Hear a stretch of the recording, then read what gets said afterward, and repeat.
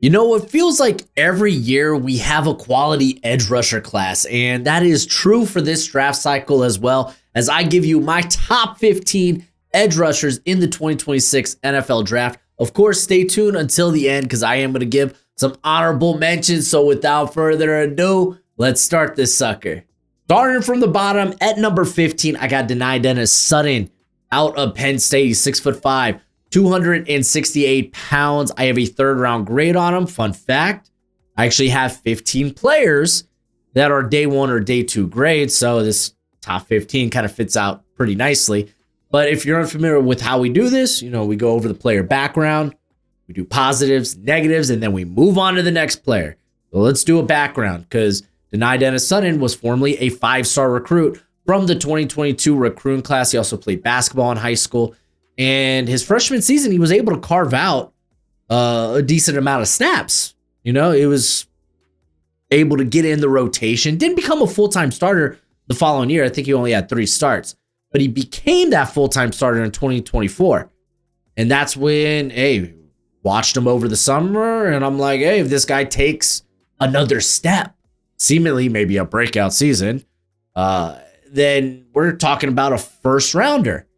Unfortunately, it was just kind of more of the same of what we saw in 2024, where, I mean, yeah, it was still like third team all Big 10, but his production was virtually the same, which leads me to believe, or at least assume, okay, so what we see on tape the last 2 years, that's just who he is. That's probably who he's going to be in the NFL, but he's got some traits that I think can develop into a potential top tier pass rusher. He's got imposing size. That's 6'5", close to 270.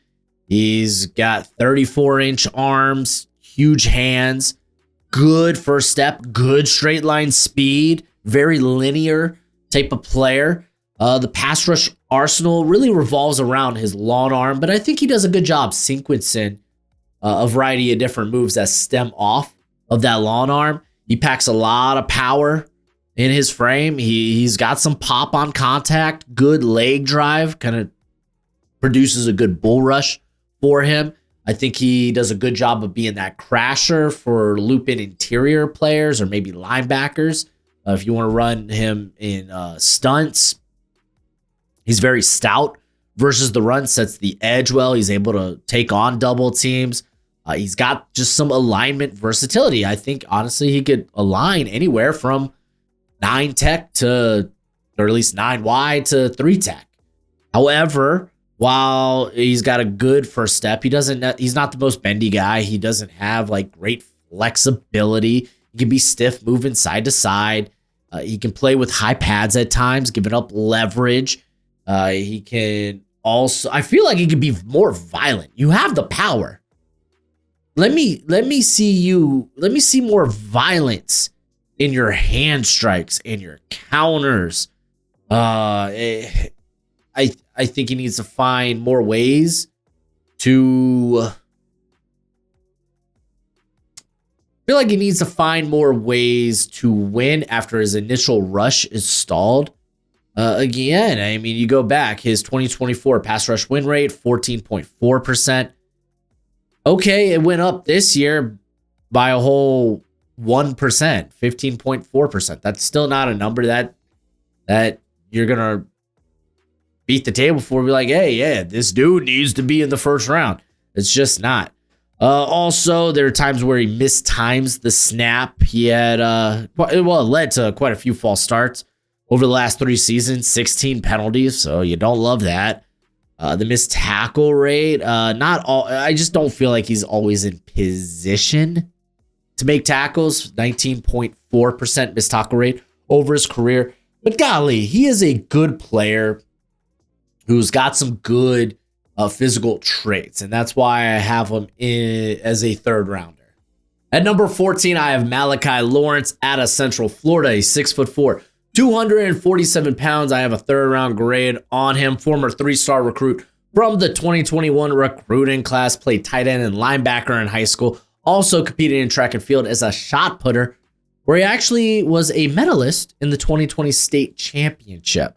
So kind of cool. He redshirts his first year at UCF and didn't really become a part of or see meaningful snaps until 2023, where he was a part of the rotation, became the full-time starter in 2014, and then in 2024, and then in 2025, he made first team All Big 12, where he had 40 pressures, 7 sacks, and I will say he's much stronger than I anticipated. I'm not going to say he's good at versus the run.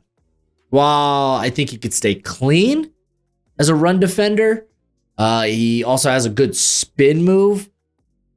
He can, if he gets stuck on blocks, he can get washed out of the run game. By far, how he plays versus the run is the worst aspect of his game, which is why I think he's probably a DPR in the NFL, a designated pass rush only.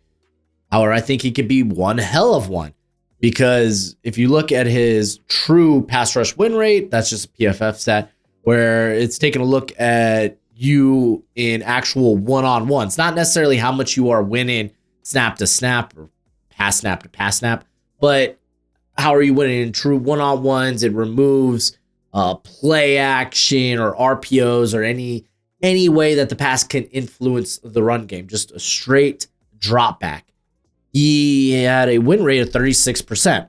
That's tied for the third most in my top 15. He basically screams, put this guy on the field on passing downs and let him go get after it, because he does a good job of keeping low pads. He does actually have a strong lower body, and he's able to produce a decent bull rush, but it's all his finesse moves because he's got the quick hands. He moves well. So if you need him like loop in on a stunt, he can run the hoop like that. He could also bend the corner really nice. Just once he gets that leverage on a tackle and he's able to get them to open up their hip, he can just dip and go. He actually, his best move is probably a ghost dip, which is just really, really nice. Also has a nasty spin move. I kind of mentioned the spin move or at least how he utilizes it versus the run, rather than actually having to kind of like block shed or stack and shed. He just kind of like peeks and then, oh, boom, I'm going to spin out of here. A lot of people thought he might have had 35-inch arms. Ends up being 33 and a half. So it's kind of an interesting note.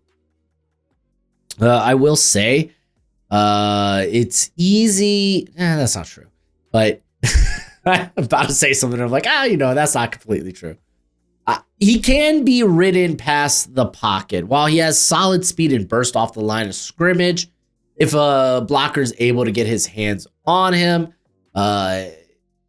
listen, I think he's got better strength than you anticipate, but I don't think he's strong enough necessarily to be able to disengage from that, whether it's with like a club, a chop, a rip, to disengage from a blocker once they truly get their hands on him. I felt like he left negative plays on the field, which is kind of a weird thing to say, but I mean, what I mean by that is, there should have been more maybe TFLs or sacks, if not for a 22.4% career missed tackle rate. So kind of wish that was better. If you were looking at his missed tackle rate the last 2 years, 23.3% this year, 30% in 2024. So it's an area he's just not good at. It really is. I feel like he's a smooth athlete, not necessarily a twitched up one, but that's why he's here in the third round. I think there's a role for him in the NFL. Think like a Bryce Huff. That's kind of where my head first goes when I think about these like legit DPRs that have carved out a role and are substantial to a team's defense. We love the NFL draft, and now my draft guide is available for purchase. It comes with over 500 player backgrounds and close to 300 player evals. It updates throughout the whole draft cycle. So when I add a new eval or I change my rankings, you're going to be the first to know. It's going to have all the pro day and combine numbers along with analytics, and it's a Google spreadsheet for right now. So you have to include your email with the purchase, but we will be switching over to a website at the end of the year. And if you get it now, it's going to be cheaper now than it will be later. It's a great way to support the channel. And as always, much appreciated, much obliged. At number 13 is someone who's been a my guy for the last 2 years and is just unfortunately not turned into production. I don't think he is, his potential has yet to turn into high-end production, but I still think his best football is ahead of him, and that's LT Overton out of Alabama. He's 6'3", 278 pounds. I do have a top 75 grade on him.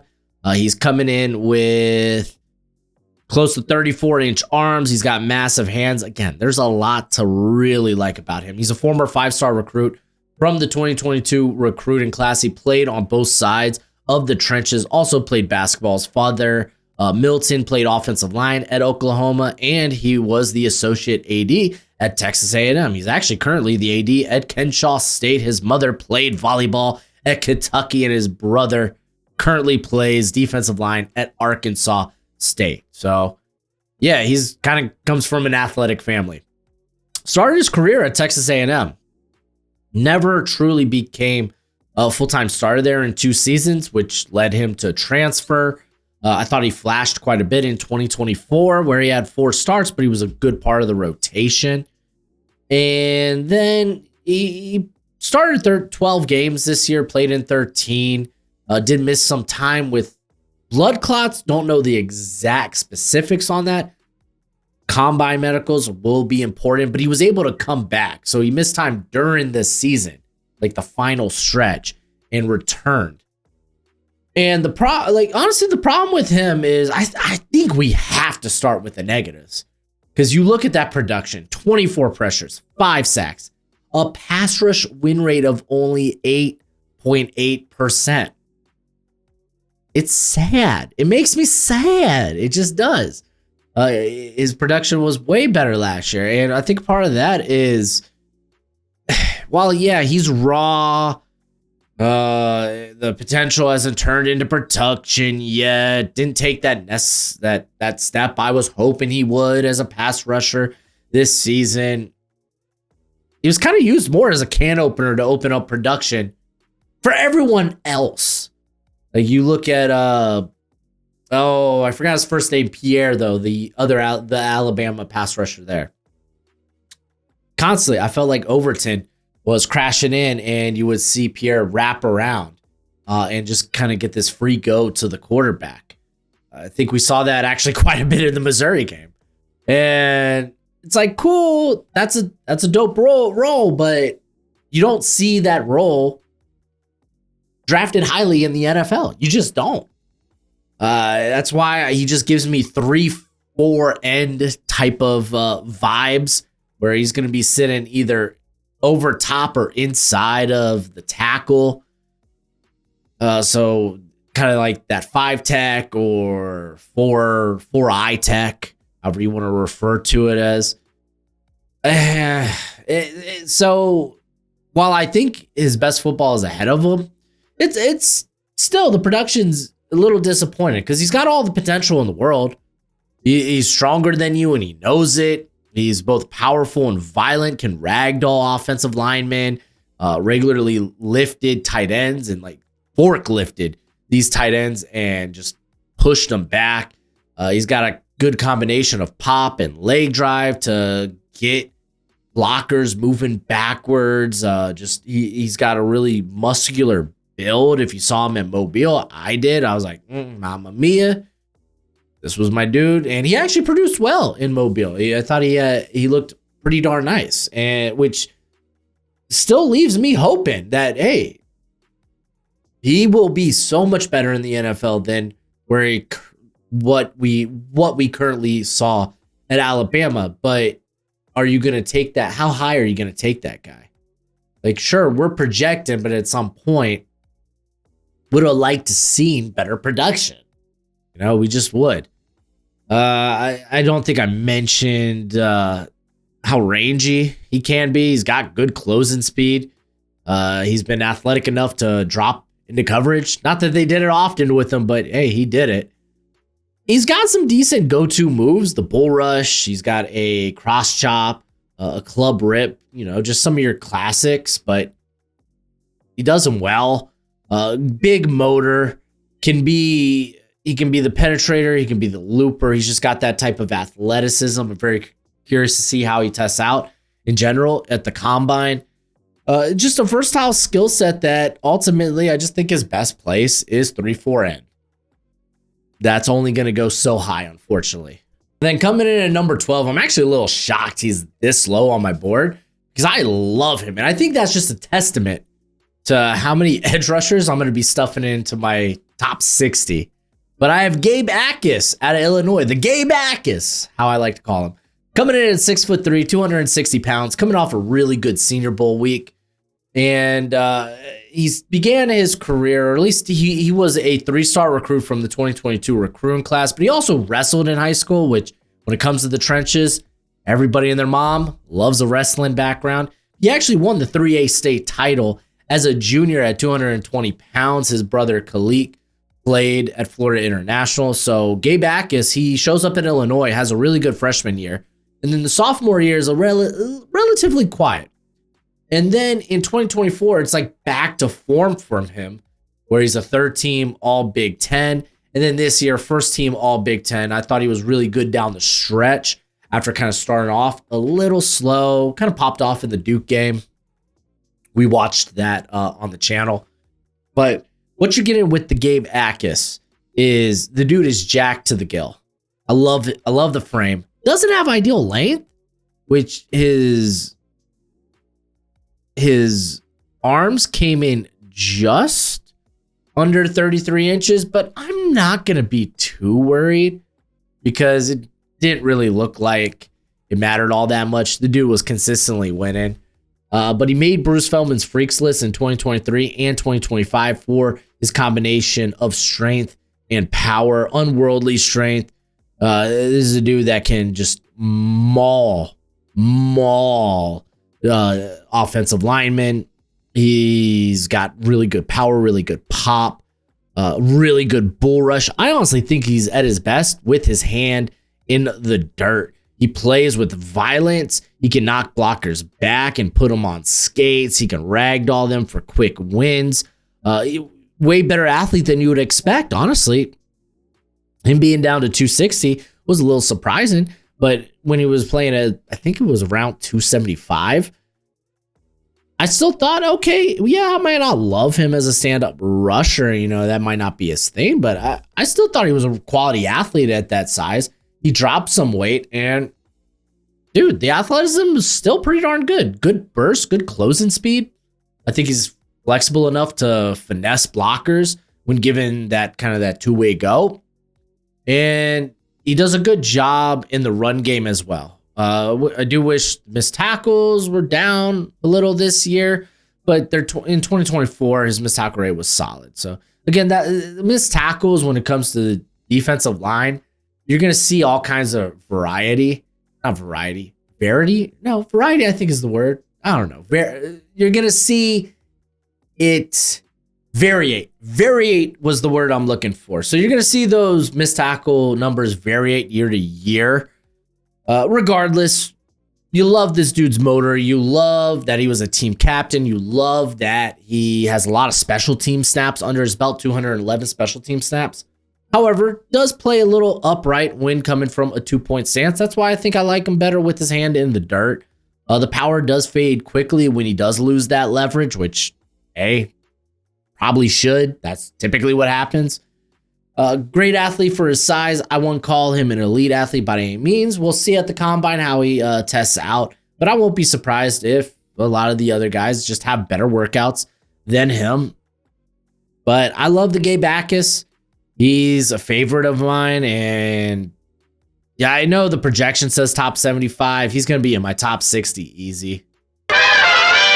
Before we get into the rest of the rankings, got to give a shout out to our friends over at Underdog Fantasy. Go ahead, whip out the phone, open the app store, type in Underdog Fantasy, download the app, and when you sign up, you're signing up with promo code BROSHMO because they match that first deposit up to $1,000 dues. Whether you like higher or lower on player stats or weekly best ball, again, it's not just football, it's all kinds of sports, but Underdog, they got you covered. They got promos each and every day for you to take advantage of. But again, let the first promo be when you sign up with promo code BROSHMO. because it will get you up to $1,000 on your first deposit. Again, that's a match. But please, as always, you play responsibly, you play within your means. At number 11, it's R. Mason Thomas out of Oklahoma. He's 6'2", 249 pounds. Again, top 75 grade. He's going to be inside my top 60. It's going to be so interesting to see where everyone has these pass rushers on their rankings, because I definitely feel like everyone's top 10 to 15 is going to look so vastly different. It's going to be fun. It's going to be fun. But with R. Mason Thomas, he was a former 4-star recruit from the 2022 recruiting class. He also participated in track and field as a sprinter. His father, Harvey, played defensive end at Florida State. And see, he was basically a reserve his first 2 years at Oklahoma, dealing with high ankle sprains, one on each foot during that time. And then he became a starter in 2024, where he was a second team all SEC. This season, he did miss some time at the end of the year because of a hamstring injury. If you remember him, I think he hurt it returning that scoop. He had the scoop and score against Tennessee, and I think he hurt it during that. But yeah, 9 starts this year, played in 10 games. If you remember, he was also suspended for the first half of the Michigan game because of a targeting call, which was kind of stupid. But the minute he got into that Michigan game, oh, buddy, dude was tearing it up. He ended up being first team all SEC in spite of that. And he's compact. He explodes out of the blocks. He attacks with a good natural leverage there at 6'2". The speed is elite. The bend is elite. He can dip and rip all day, and there's not a lot you can really do about it. He's got great change of direction. He can pursue more shifty ball carriers who try to bounce outside. The legs never stop working. His leverage, his balance, his leg drive, they're all big pluses for him. He could anchor versus bigger blockers, and I'm not going to call him great against the run, but he's better versus the run than you would expect for a player his size. He lined up all over the defensive line for Oklahoma. Primarily, yeah, he's working outside of the tackle, but they have kicked him inside at points. And the motor's running all white hot. This guy's going to get after it, play after play. Comes from a athletic family. Didn't even mention his sister actually plays travel volleyball. So again, comes from an athletic family, and you love it. Yeah, love it. All right, listen. The high ankle sprains, I don't think I really care about. He's had 2 healthy years for the most part. I know he had the hamstring injury, but it's kind of understandable. Scoop and score, trying to get to the end zone. It is what it is. He doesn't have ideal height. I think he's going to come in with less than ideal length, so sub 33-inch arms. We'll see. He definitely has a few go-to moves, but this dude's arsenal, for the most part, is finesse with the occasional bull rush, because he just has that ability to turn speed into power. I think he gets handled in the run game for the most part. While, yeah, he's a gritty player and he can fight it out for the most part, I think he's more times than not gonna struggle versus the run. He's got a missed tackle rate of close to 18%. I think it's at like 17.9 over his career. It's just that lack in length does impact his ability to wrap up. But I really like R. Mason Thomas a lot. I think at bare minimum, he's going to be a high-end DPR in the NFL. And then at number 10, everyone's just going to think, oh, you buy too much into arm length, and oh, you don't like undersized players. And I'm like, well, maybe you're onto something. Maybe you're right. But Cassius Howell here at number 10 would be a very big exception to the rule. This is why I just can't take this dude in the first round if it's me personally, because you are betting on the exception so much, and we'll get into it in a sec. But he's 6'2", 249 pounds. I have a top 50 grade on him. So, hey, still really like this player. He started his career at Bowling Green because he was a 3-star recruit from the 2021 recruiting class. Also played basketball in high school. His father, Maximilian, awesome name, by the way. Makes me think of Yu-Gi-Oh! Played hockey at Miami, Ohio, but Cassius Howell goes to Bowling Green, where he was a reserve for he redshirted his freshman year, then he was a reserve, and then became essentially a full-time starter, made third team All-MAC, and then he goes to Texas A&M in 2024. He's a big part of the rotation, and he looked better than Shamar Stewart, who was a first-round pick. He looked better than Nick Scorden, who ended up being a second-round pick. So he came out there and produced exceptionally well in that role. And then this year, he's a first-team All-American and All-SEC. The numbers look great. 19.8% pass rush win rate, 41 pressures, 12 sacks. You love to see it. 3 batted balls. Great. He does a great job of maximizing his length. However, at the end of the day, if you have sub 31-inch arms, you are betting so much against the grain that it feels silly. It just feels silly to bet on the exception. Maybe, hey, I'm down with making that, maybe draft him at the back end of the first round. But you're talking mid to early first round, and it's like, I don't know. I saw this dude struggle at the end of the year when facing NFL competition. Trevor Gooseby ate his lunch because of that lack of length. Hal would barrel into his chest, and Gooseby would be like, "Get off of me, young man." You Francis Maui Noah and Markel Bell, they were able to neutralize him as well in the college football playoff. I think the lack of length, the less than ideal size, it's a big worry. It just is. He's such an outlier. I'm not willing to bet on that. I still have him at 10 in my top 50. Get off my back, people.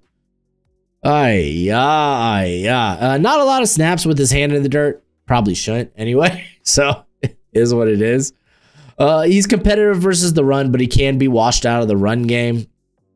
And there are times where he gets ridden by the pocket and just needs to hit the emergency brake and change direction, come back to the play, come back to the quarterback.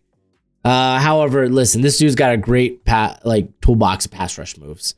Inside counters are deadly. He's got a great spin move. He can flatten the corner, and he just whips around tackles without losing momentum, without losing speed. He comes in hot. He's got a little pop to him. He's stronger than you would expect. Would I say calling card? No. But his ability to turn speed into power and that pop from his hands and the ability to get low and get leverage, it makes a decent bull rush for him. The movement skills to make backside plays are nutty. He's got a little bit more coverage ability than you think. 4 pass breakups and an interception the last 2 seasons. He's more than just a spot dropper. He's made some plays in coverage just this year in the Notre Dame game. He made a nice pass block or pass deflection, whatever you want to refer to it, late in that game. So I like Cassius Howell a ton. Some people will be willing to bet on him as being the exception to the standard, and I'm just not willing to. I'm not willing to bet on that outlier early in the first round. I'm just not. And then at number 9, we continue my love for undersized edge players, as I have Joshua Josephs out of Tennessee, 6'2", 237 pounds is what Tennessee had him listed at. But I think he's going to come in much bigger because he definitely has the room along his frame to add more mass. But I have a top 50 grade on him. He was a former 4-star recruit from the 2022 recruiting class. Was utilized in the rotation his first 2 years. And then in 2024, got a bit more of the pie, a bigger piece of the pie, more volume. This year, he was the full-time starter and honestly looked hella good. The dude has a pterodactyl wingspan. In high school, they said he had an 82-inch wingspan. The arms are going to come in long. That's why I believe he can still add a little bit of mass because he needs to put on a little bit of play strength. But I think he's better against the run than what people give him credit for. He can use that length to scrape and claw at ball carriers. He has 6 forced fumbles the last 2 years. He's very shifty in pursuit. Like, he can change direction, I think, pretty solid. I think he's a high effort player, man. He'll play to and through the whistle. And I get the tackling isn't great. He should be a better finisher considering his length. Should be better at wrapping up, but he has had a missed tackle problem, 23.5% missed tackle rate this past season. And yeah, he can use the length better, but I think he combines an explosive first step with just natural leverage to be able to turn speed into power. He's actually got a little bit of strength in those hands as well. The bend is really good. It shows up as a loop or two on stunts. There's just a lot to really like, I think, about Joshua Josephs. That 20.6% pass rush win rate was very nice.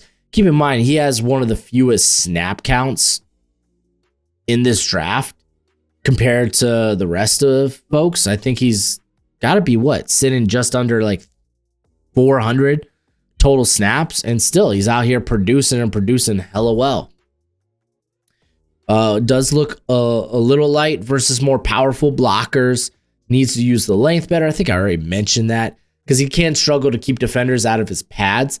He just needs to get better arm extension. Come on, young man. While he might have a little bit of pop, you don't see that continuous strength.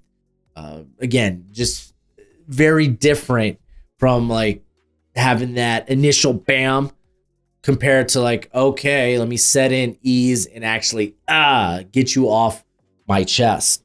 So he might just end up being more of a striker in the NFL, which that's A-okay. Doesn't he polish up on the hand technique if that's going to be the case? We'll see. I think he just has a bit of a higher ceiling compared to Cassius Howe and R. Mason Thomas. That's why I have him a little bit higher, but they're all going to be very close in a very similar vicinity as to one another. And then at number 8, I have Derek Moore out of Michigan. He's 6'3", 254 pounds. I got a top 50 grade on him, but I will say I think there's a definite difference between the top 8 and then the tier I just rattled off with Joshua Josephs, R. Mason Thomas, Cassius Howe. I think there's a big tier break there. You could throw Gabe Backus in there. I think these are different levels of pass rushers. As Derek Moore, former 4-star recruit out of the 2022 recruiting class, played as a reserve essentially his first season, got more involved in the rotation, and he's been a full-time starter the last 2 seasons. He was a first-team All-Big Ten this past year. He's got a very explosive first step. Regularly can convert speed to power. He's got a good bull rush because of that. He gets good leverage. I think his quicks were on display at the Senior Bowl. I definitely at least feel that he had more wins than any of the other pass rushers. I thought he may have looked the best there in Mobile out of at least a good portion of the pass rushers. I think Zion Young, TJ Parker were in that vicinity. But Derek Moore, I thought, had a really big week. And this is self-admittedly, I wasn't the biggest Derek Moore guy headed into this draft. I was like, yeah, he's probably day 2 somewhere, mid day 2, maybe late day 2. Now, after the Senior Bowl, I'm way more on board with him because he's got really good length. He's coming into that 6'3", 254 pounds, but he's got over 34-inch arms. So he's got good length that allows him to dictate engagement. He's first at the point of attack, and he's able to set the edge well. The hands remain active during the rep. His initial strikes do a good job of getting inside the blocker's pads. He's able to work blocks vertically and use that leverage and quick feet to get across the face of the blocker. He's patient to not give up cutback lanes in the run game. Doesn't mean he's perfect in the run game. That's probably one of the things I think he definitely needs to work on. But he's got a good motor. He's gonna be working hard out there to make plays. I'm all in on Derek Moore. I will say, for the most part, he aligned Y9 for Michigan, but that doesn't mean I think he can't do it closer to the tackle or closer to the snap. I think he can get that done. There are times where he does load off the back foot, which kind of creates a bit of a false step. Didn't see incredible pop in his hands. While, yeah, okay, cool, whatever. He can turn speed into power and create a good bull rush. That doesn't mean that you can throw deafening strikes with your hands. I just don't think that's who he is. The change of direction kind of was lacking when he would get flown by the pocket, being able to, like, okay, you got in the vicinity, you created that pressure. I'd like to see you maybe get the QB hit or even get the sack. But there are times where he does get stonewalled and had a hard time stacking and shedding blocks in the run game. There were times where against tight ends, I was like, ugh.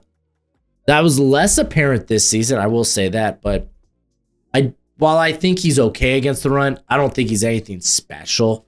That there's a lot of players in this class I'd rather have on the field early downs compared to Derek Moore. It's just what he brings as a pass rusher that's super impressive. I think he's good enough as a run defender to stick on the field for all 3 downs. Big fan of Derek Moore. And then at number 7, it's Zion Young out of Mizzou. He's 6'5", 226 pounds. Got a top 50 grade on him. He just edges out Derek Moore, specifically because of what he can do in the run game. But let's go over his background real quick. Formerly a 3-star recruit out of the 2022 recruiting class. Got to Michigan State. That's where he started his career. Had 2 starts his freshman season. And then he had 9 starts his sophomore year. Decided to hit the transfer portal. After that, he goes to Mizzou, where he's been a full-time starter this year. Was a first-team All-SEC. Let's point out the DWI that he had in early December, right after he accepted his Senior Bowl invite. So, not a wise decision. But maybe, I don't think I've seen a prior history of character concern with him. So, might have just been young kid being stupid. Maybe it's a one-off thing. So there's not a history there. It's important to note that. So Zion Young, I wasn't the biggest fan of his coming into the summer or coming into the season after my summer scouting. I thought, hey, very good, really good run defender. I don't think he's got the chops as a pass rusher. I just don't see it with him. This year felt like he got way more twitchy and way more sudden. Now, I'm not saying he's the most bendy or twitchy guy in the world, but definitely felt like he got better in that regard, and it led to an improvement in pass rush production, making that jump to 57 pressures, 8 sacks, 17.5% pass rush win rate. So he's long, he's strong, he's got that thick frame, he absorbs contact really well. He's great. He's phenomenal in the run game. No one's working harder when on the field than Zion Young. He might put the hand in the dirt and look awkward as hell because he's all hunched over, but he gets the job done. He will make plays on the backside. No one gets after it as a run defender, I think, like Zion Young. I truly believe that. He's got a career missed tackle rate of just under 12%.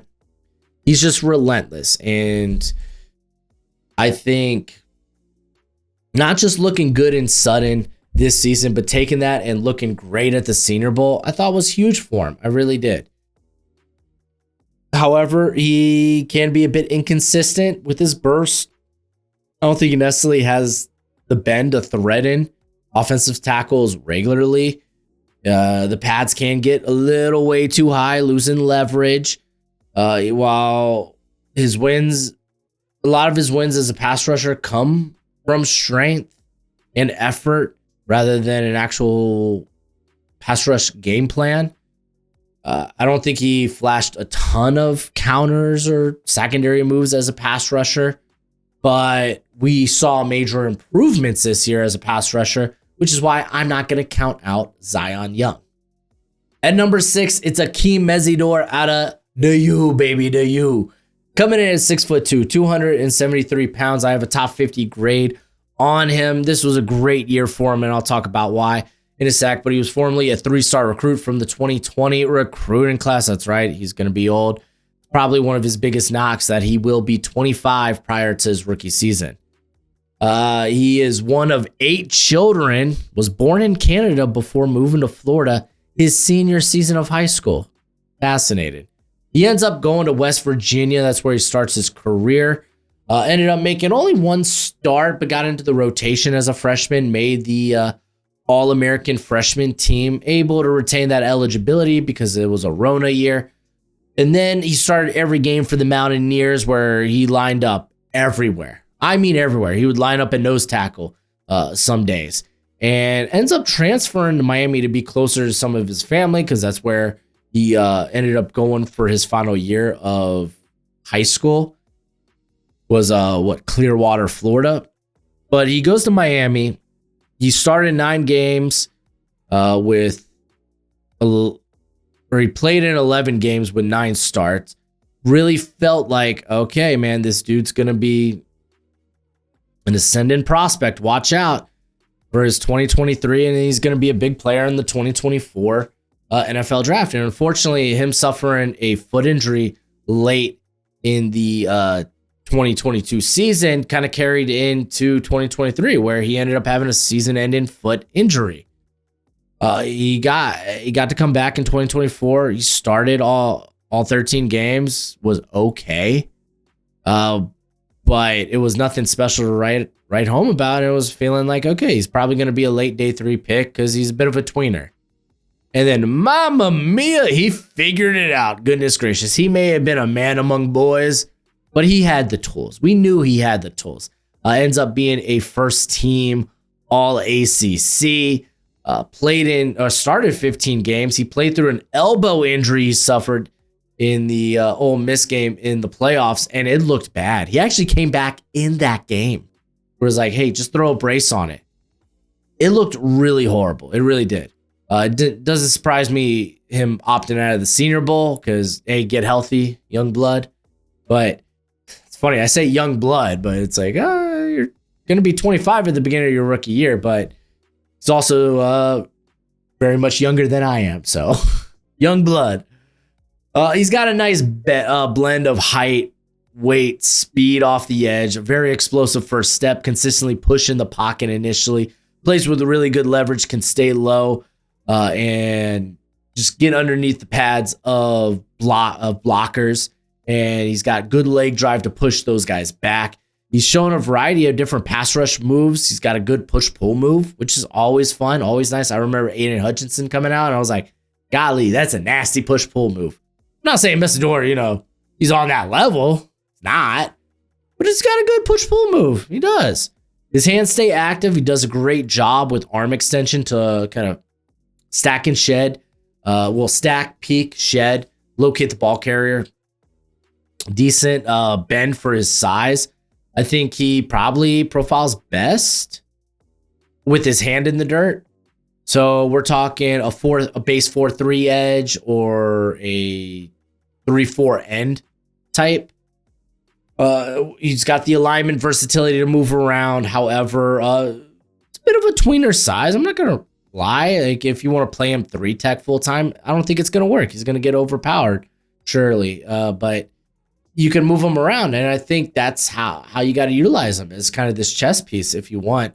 Or honestly, just have him rush off the edge, because I think this season he proved, yeah, I could kind of do that. At his age, I believe teams that are competitors are going to have him way higher on their board than opposed to teams that are kind of more so rebuilding. He's got a good arsenal of pass rush moves. He could probably do a better job of stringing them together or sequencing them. Sometimes he does feel a bit out of control, bull in a china shop type of feel. Just going in there, wreaking havoc. Listen, I think he's got the physical tools. I'm not too worried about the age. That's always been the case with me. I don't just look at age and be like, I'm going to take you later. Age is better yet when it comes to, okay, what are your tools? How old are you? Because if you're older with less than desirable tools, those tools aren't going to get better. They're just not. You're typically done growing at that point. So if you're older with less than ideal tools, you're probably never going to have great tools. If you're older, but you got really good tools, awesome. That's cool. That's fine. A-okay with that. Byron Young, if you remember, coming out of Tennessee, was kind of in this similar bucket. And look at him now, just tearing it up for the Rams. There with Jared Verse and one of the sickest front sevens you'll ever see. But big fan of Akeem Mesidor. At number 5, I have Keldrick Falk out of Auburn. He's 6'6", 285 pounds. I've seen places list him at 270. We'll find out at the combine together, you and me. I do have a first round grade on him. I don't have him as a top 10 pick, or he's probably going to be around my top 20. We'll find out as I put this sucker together, because he's a pure projection at this point with a high floor. Let's first quickly go over the background. Former 4-star recruit out of the 2023 recruiting class. Side note, probably one of, if not the youngest player in this class. He will be 20 entering his rookie year, which is just nuts. But he ends up going to Auburn. He also played basketball, and also his younger brother JJ also plays at Auburn. That's always fun. This dude played wide receiver and defensive end in high school. What a beast. So he ends up starting the final 8 games of his freshman year, makes the SEC all-freshman team. He's been a full-time starter the last 2 years, was a third-team all-SEC this past season. Just an incredible combination of height, weight, length, and athleticism. He was on Bruce Feldman's Freaks list for his power, because, yeah, he's powerful. He's got great length. He's got raw strength. He can jolt blockers back. He can play through their bodies. He actually plays with pretty solid leverage. With his hands in the dirt, he can get under you and he could push you back. His hands pack a lot of power. He's tough to move in his own right, and that's why he's such a high floor player, because of how great he is as a run defender. Matter of fact, a 10% missed tackle rate this year. I'd be like, okay, that's kind of whatever. It was 8% the year before. This dude has 80 defensive stops over the course of a 3-year career with an 8.5% missed tackle rate. That's utterly ludicrous. He's got some moves. He's got some ability as a pass rusher. Is it there yet? No. But to be fair, he wasn't always asked to rush the passer the same. There was a lot of maybe run contain with him. And that's why I think a lot of people believe in him, because they believe in his ability as an athlete, his first step. He's got a good long arm. With length like that, you better. But also people are going to be turned on by the ability, just his versatility. Because you could make an argument, okay, if he's at like 290, let's just kick this guy inside and have him win that way. Because legitimately, I think he can. I'm not going to say he's got like the best burst, but at his size, it's pretty darn good. The pass rush game plan, he's got some moves. He needs a lot of polish. I think his best wins are just him being strong, which I don't mind. I don't mind.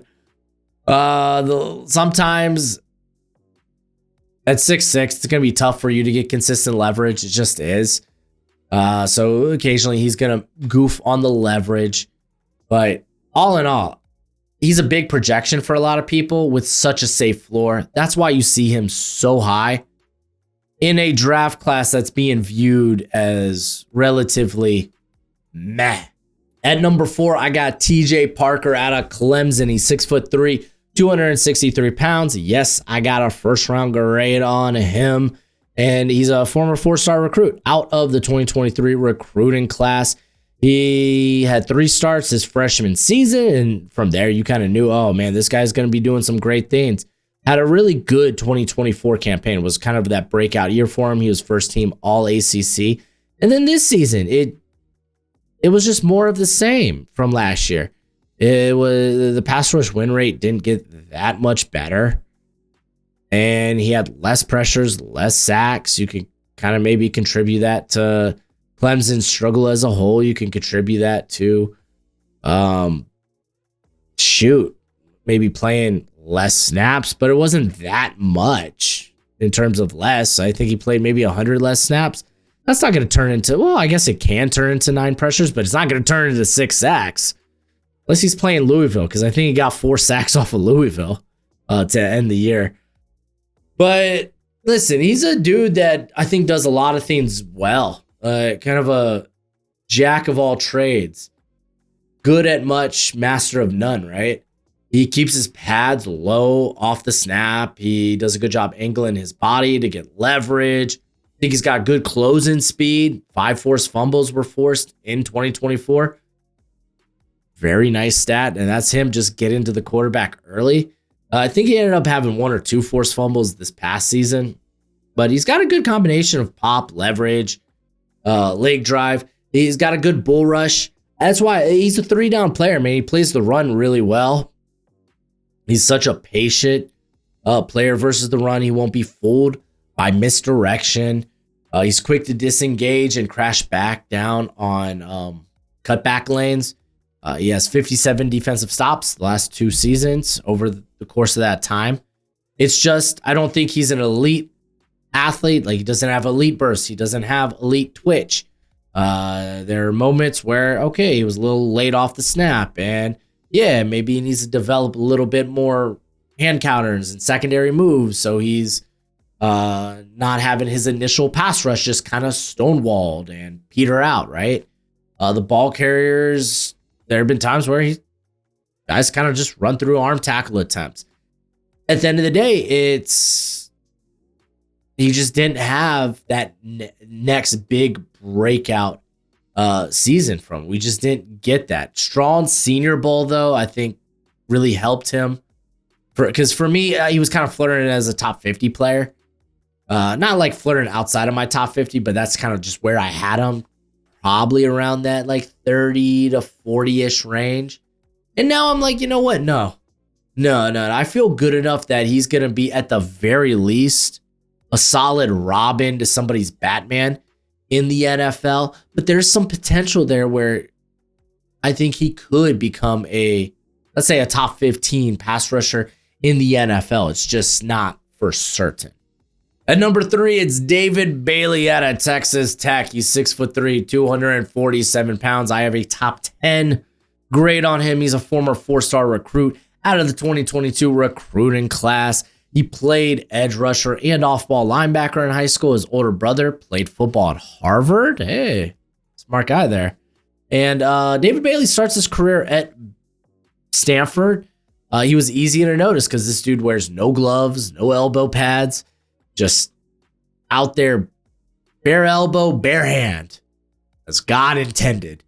But he immediately was a starter at Stanford. He was there for the last 3 years, and he decides to take his talents to Lubbock. He goes to Texas Tech because, I mean, even in his final year at Stanford, he was more of a rotation player. They were kind of starting to use him like a DPR, but he goes to Texas Tech and he just unloads, has a phenomenal year, 81 pressures, 15 sacks, ends up being a first team All-American, a first team All Big 12.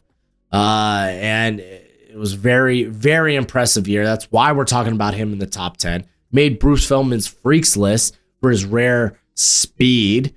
I mentioned this all the time. Even the concern is going to be what he can do versus the run, the play strength. But even in the midst of negative plays, I've always pointed to this Kansas rep where he was getting pushed downhill by a double team. Some way, somehow, there's a fumble forced, and he finds himself on top of the football. Even in the midst of being negative, he does something positive. I love that. But he's got ridiculous speed. Multiple times, this dude's been clocked in at over 20 miles per hour on the field. Twitched up athlete, great bend, explosive first step. We're just going to use all the common jargon here just to say this dude's a phenomenal athlete. The hands are very active. He's got, I think, a good club and rip move. His Euro step's really nasty. Don't want to give this guy a two-way go, or else you're going to get put into a blender as an offensive tackle. The pursuit speed is really good. He can make plays from the back end. Top of that, you want to talk about, oh, he had 15 sacks. That's a really good number. I think that's the highest in this draft class. He had 23 hits on the quarterback. He could have easily had over 20 sacks. Dude was nasty, man. The dude was nasty. He had 7 forced fumbles the last 2 years. You love to see it. However, the frame feels maxed out at this point. I think he'll be either just at 33 or just below 33 inches in arm length, which, hey, at this speed, it's like, whatever, I don't care. The play strength is okay, but he can be driven off of the ball. 12 penalties from 2024 to 2025. So two seasons, 12 penalties. And some of them can be a bit alarming, as he was thrown out in 2024, or at least disqualified from the second half of the NC State game for kicking a player. You have the incident this year after the Arizona State game where he ran into a cameraman, and then he got into the cameraman's face. Now, I do want to say, by all accounts, I have heard Bailey is a stand-up guy from teammates and coaches. That's what they've reported, even some media people. But I mean, those are two big moments. Kicking a player during a game and then getting in the face of cameraman after a loss. Like, can you control your emotions? So I think there's enough there to where, I'm going to be real, Bailey would have been number 2 on my list. But there's at least enough with the character stuff where I'm like, you know what? Maybe I drop you one spot. Is it enough to not take him out of the top 10 for me? Hell no. You're crazy. But I think it's enough for me to take a shot on my number 2, which is Arvell Reese out of Ohio State. Are the kids calling him an edge player yet? Because if you're going to take him in the top 5, probably should be an edge player. I don't think you're taking a linebacker in the top 5. Then again, this season, this draft class, some exceptions are going to be made. I'm just going to say that. So he's 6'4", 243 pounds. I do believe he's going to have below 33-inch arms, but it should be close. Regardless, top 10 pick is my projection on him. He's a former 4-star recruit from the 2023 recruiting class. He was named the Division 4 Defensive Player of the Year by Ohio Prep Sports Writers Association, so that's kind of cool. Redshirts his freshman season. He did get 5 starts at linebacker in 2024. And then this year, he split time as a full-time starter on the line of scrimmage and being an off-ball linebacker. When you look at the amount of plays he had on the defensive line, I think it was around 330. And then plays in general in the box, I think that was around 250 to 270. So essentially, yes, this dude split time playing edge, which that's not even fair. This dude would line up standing up in the B or the A gaps. They got fun with him, man. They really did. But he was essentially splitting time, right? As an off-ball linebacker and as a pass rusher. He ends up making first-team All-American, first-team Big Ten. And I always say this. He's going into the NFL a year. When he goes to the NFL, there's going to be a learning curve if you are looking to make him a full-time pass rusher. That's just going to be there. That's just facts.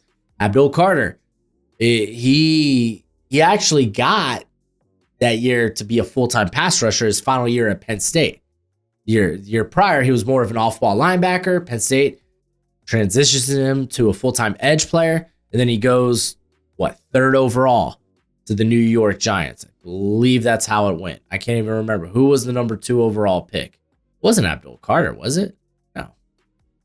No, it went Cam Ward. And I'm just blanking. Maybe it was Abdul Carter. Who knows? That's a draft class back in time. I'm all about 2026 right now. But Arvell Reese, he's gonna have that learning curve. He's all projection right now, but it's a lot of it's good because I think he's got a good frame with a lot of muscle. He pound for pound, he's strong as hell, but he's got good closing speed, good explosiveness. He bends well, he absorbs contact well, he fights through contact well, he keeps his hands active, plays with great leverage. Again, there's so much that tells you, oh, he can be a special pass rusher in the NFL. He's excellent in pursuit. He's a proven tackler, missed tackle rate 13.7%. That's pretty darn solid. 6%, excuse me. His pass rush win rate this year was a 13.7%. Keep in mind, not all those pass rushes were coming strictly from the edge. So it's a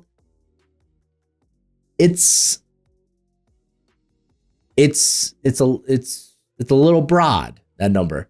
It's not specific. When you do look at what he did from the edge, it's closer to like 25, 27%, which that's where the encouragement is coming from. Like, oh, yeah, this guy, he has a chance to be special. He plays with juice. He was moved all over the defensive front. I get why people love this dude. I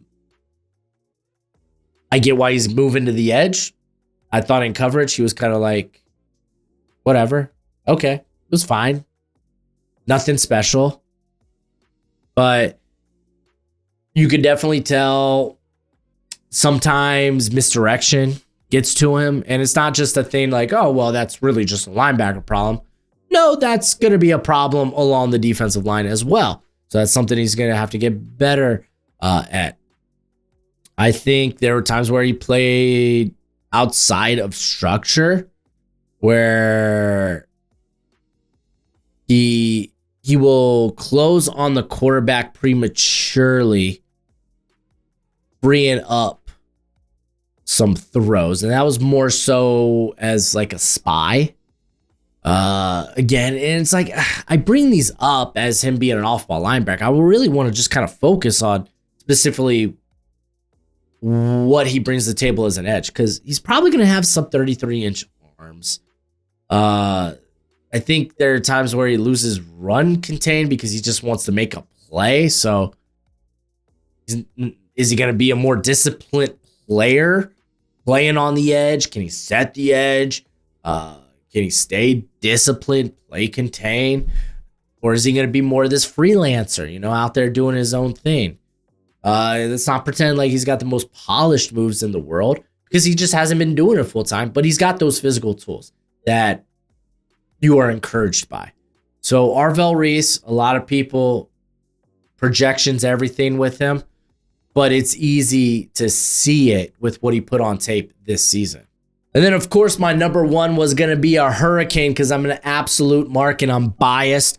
Ruben Bain out of Miami. 6'3", 275 pounds, top 10 grade on him. Former 4-star recruit out of the 2023 recruiting class. His uncle, Tolbert, played defensive back for the Hurricanes. His brother, Reggie, played offensive line for Florida Atlantic. And actually now he's a grad assistant with the Hurricanes, which is kind of cool. So Ruben Bain was immediately like, oh, this guy's going to be special. He had 11 starts his freshman year. He was a third-team All-ACC. He was selected to the freshman All-American team. And then he had 9 starts his sophomore year because he was plagued by a soft tissue injury in his calf, which, dude, anything with the calf or even the ankle, like high ankle sprains, anything that take away from that explosiveness or being able just to kind of like take off, it's rough. It's rough and it sucks. It really does. But the bounce back was immense this season for him. He was a first-team All-ACC in 16 starts. He's got a bit of a fire hydrant build at 6'3", 275. He's able to keep the pads low, so I don't mind. I don't care if he's a little stout. He plays with really good leverage. I think he's got great explosiveness. He's got good suddenness to his game. But his game is punishing. It's punishing. I love how he uses his hands. He's got a good array of pass rush moves. He has a lot of pop in his hands. He's got a good bull rush, but he's also got a quick swim move. I think he's just so well put together as a pass rusher, and there's some suddenness to his game that just makes him hard to deal with. His lateral ability to redirect and make plays in space, come from the backside. It's all really good. It's all really good. He's shown alignment versatility at Miami as well. The biggest thing people are going to hate on is the lack of length with him, which, yeah, okay, it's not ideal. I think that's led to a missed tackle rate too, because sometimes he just can reach and grab and claw and just doesn't get there. He doesn't wrap up completely. It's an 18.5 missed tackle rate over the course of his career.